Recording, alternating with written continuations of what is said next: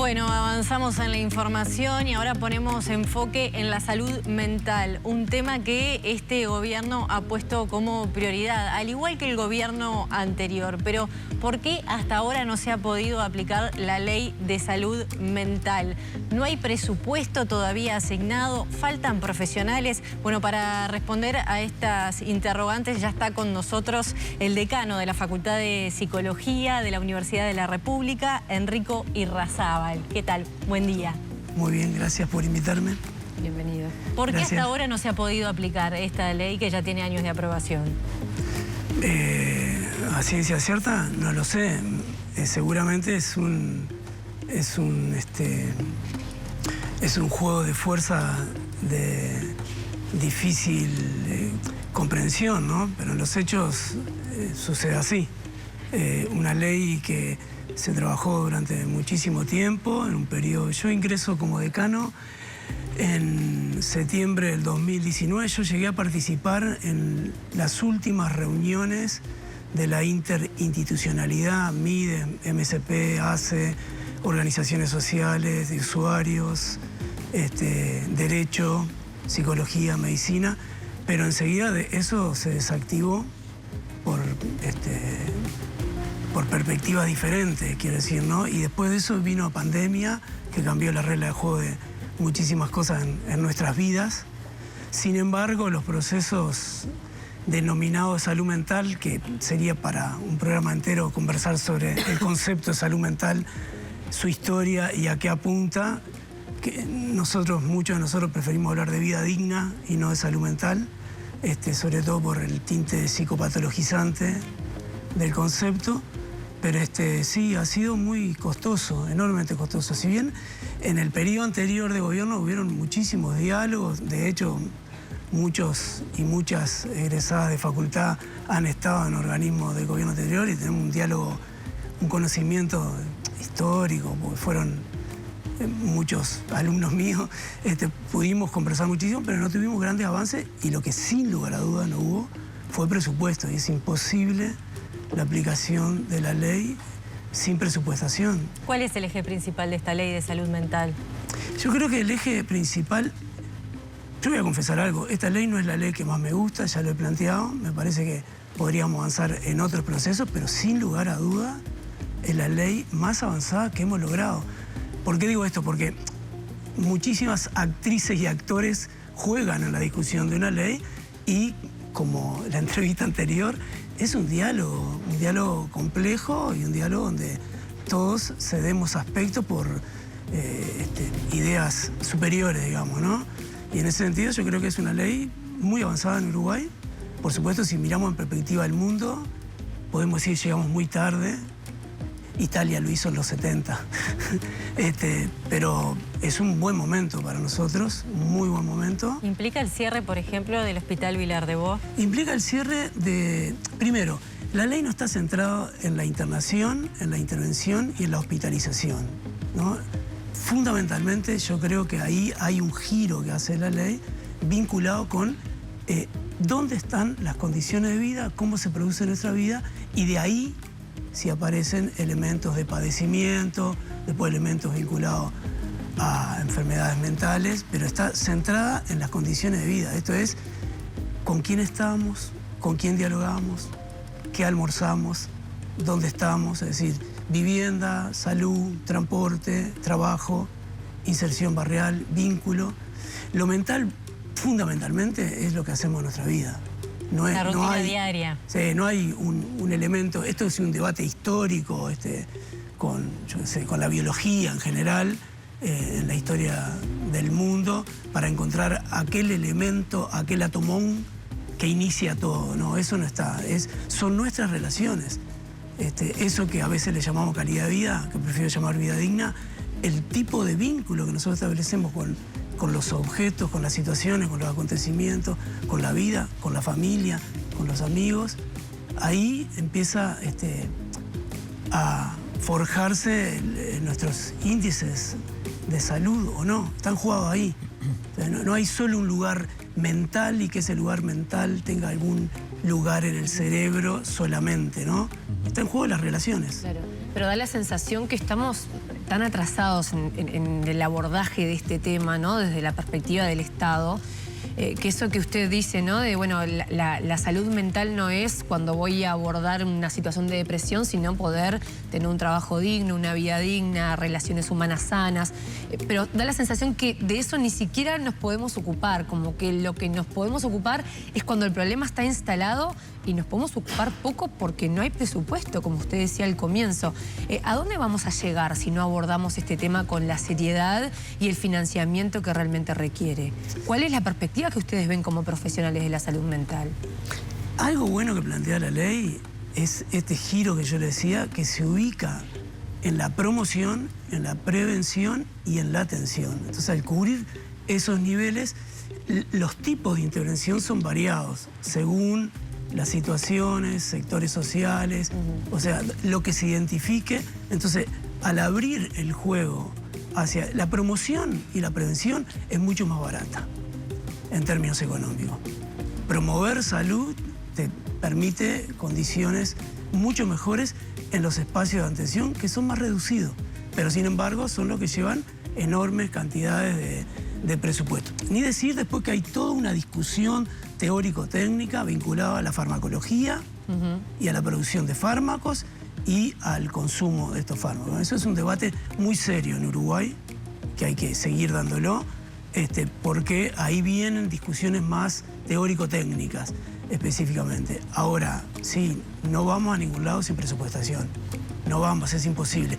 El cierre, por ejemplo, del Hospital Vilar de Bo, que además tiene que haber todo un tránsito, porque ahí hay trabajadoras y trabajadores, hay posiciones, yo no las comparto, pero hay posiciones que hay que transitarlas vinculado al cierre. Yo creo que tiene que ver con una construcción cultural, eso hay que desarmarlo y acordarlo entre las partes, pero los cierres de los hospitales monovalentes es una condición sine qua non para que funcione la ley.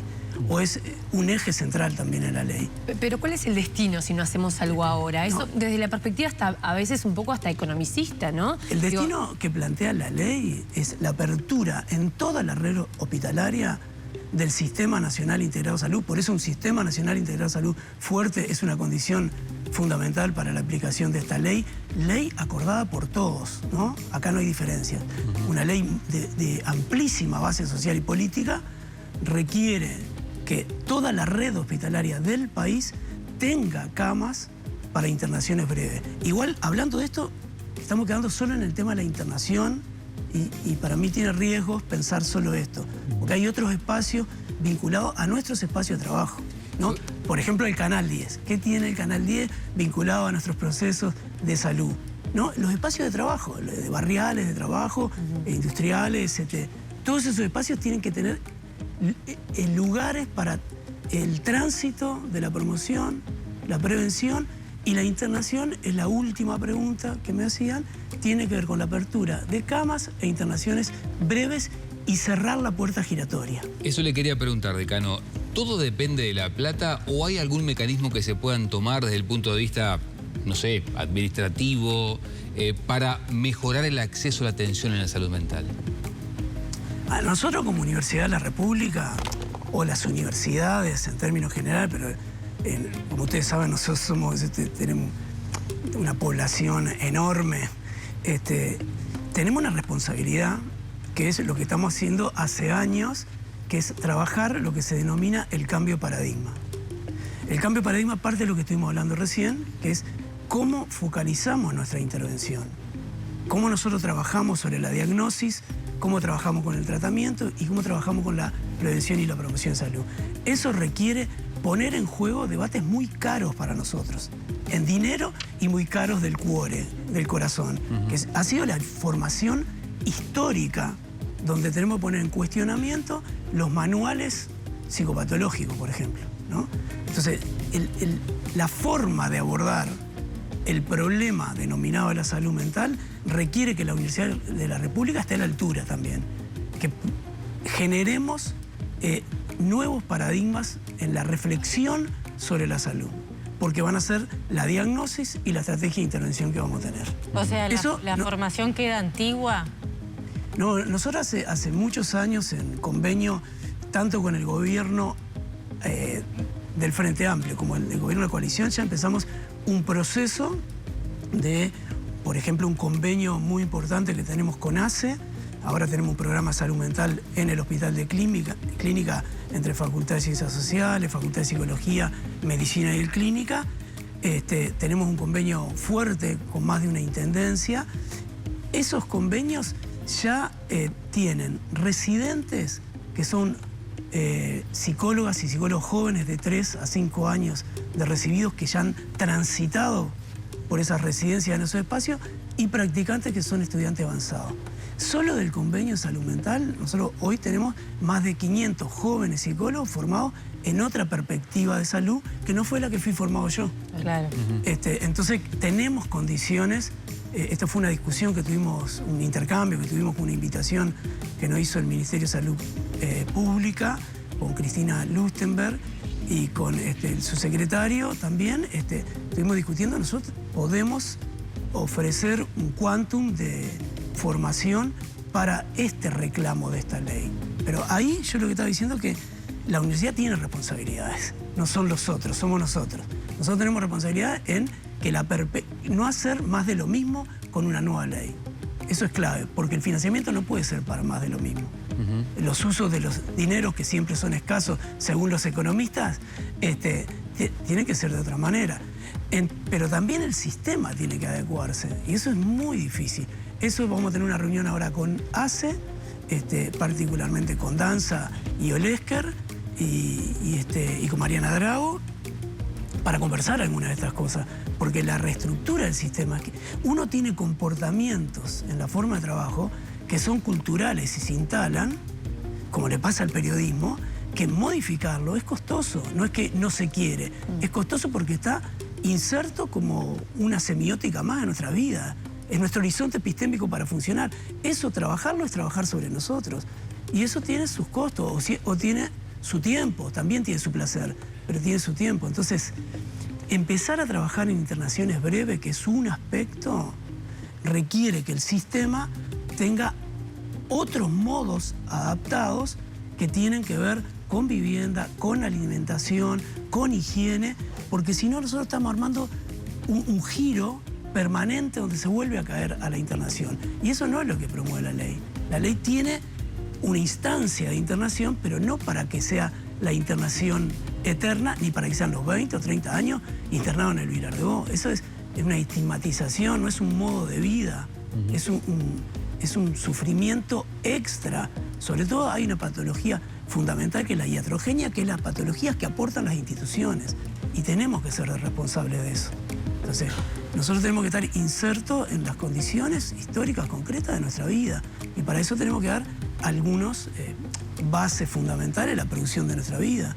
Lo cierto es que hoy por hoy la mayoría de la población no tiene acceso a una terapia, a un psicólogo, porque son realmente costosos, ¿no? ¿Se ha trabajado para cambiar este sistema? O sea, que las mutualistas absorban esa atención, más allá del psiquiatra, que es el que medica. Hablo de terapia. Arriesgo opinión.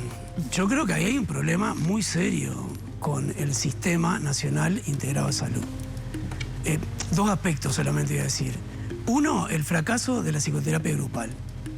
Yo creo que fue, de cierta manera, un error pensar que estamos discutiendo modos existenciales donde la cuestión de la individualidad se pone tan en el centro de todas las discusiones. Es muy difícil que uno quiera entregar las joyas de la abuela a una terapia de entre varios.